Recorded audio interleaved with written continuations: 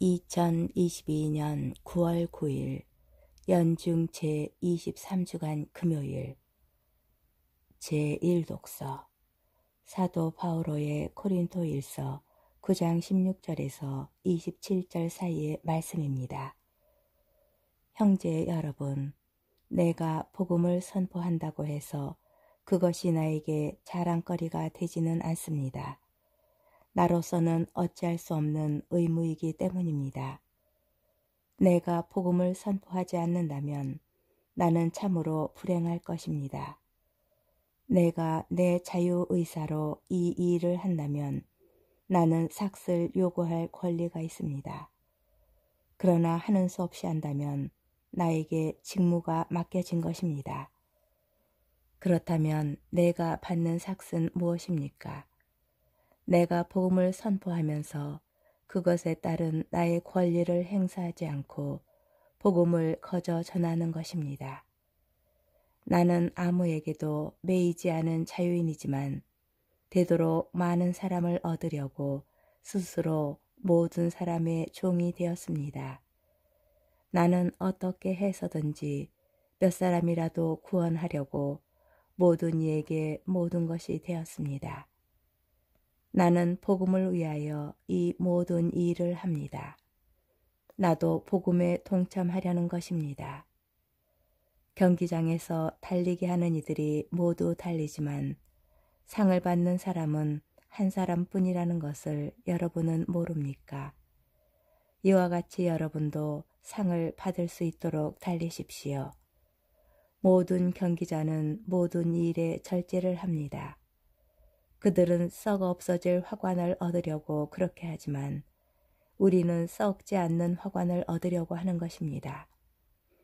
그러므로 나는 목표가 없는 것처럼 달리지 않습니다. 허공을 치는 것처럼 권투를 하지는 않습니다.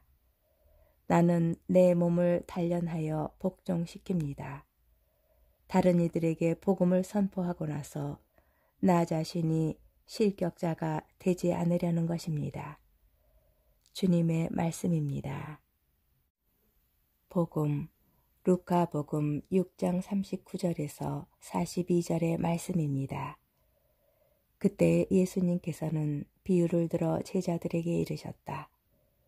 눈머니가 눈머니를 인도할 수야 없지 않으냐. 둘 다 구덩이에 빠지지 않겠느냐. 제자는 스승보다 높지 않다. 그러나 누구든지 다 배우고 나면 스승처럼 될 것이다. 너는 어찌하여 형제의 눈 속에 있는 티는 보면서 내 눈 속에 있는 들보는 깨닫지 못하느냐.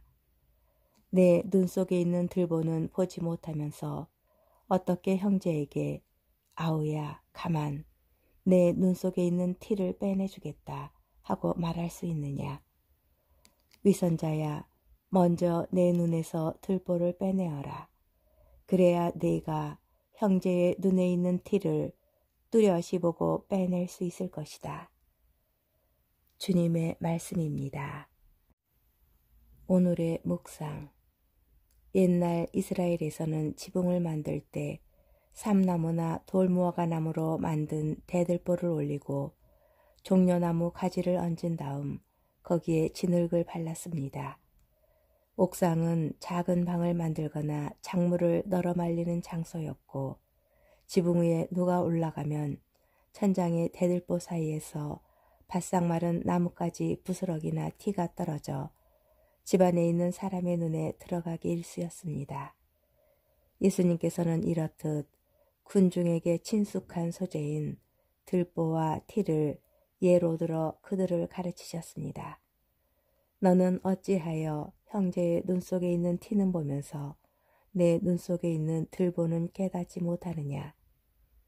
남을 심판하지 마라 하신 말씀에 이어 예수님께서는 눈머니가 눈머니를 인도할 수 없다고, 잘못된 스승이 자신을 넘어서는 제자를 키워낼 수 없다고 하십니다.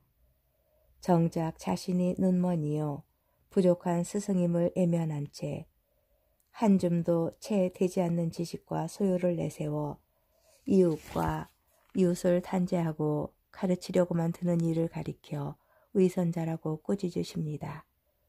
우리는 스스로 눈이 먼 줄 알면서 눈을 뜨려고 노력하지 않는 나태함도, 앞이 보이는 척하며 자신을 과시하는 위선도 모두 경계해야 합니다. 하느님께 시선을 두는 사람의 눈에는 티가 오래 머무르지 못합니다.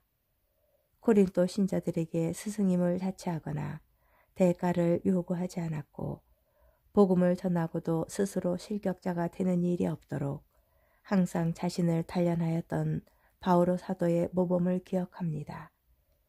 내 눈 속의 들보는 빼내고 가족과 형제의 눈에 든 티를 사랑으로 발견하여 조심히 꺼내줄 수 있는 해안을 하느님께 청합시다.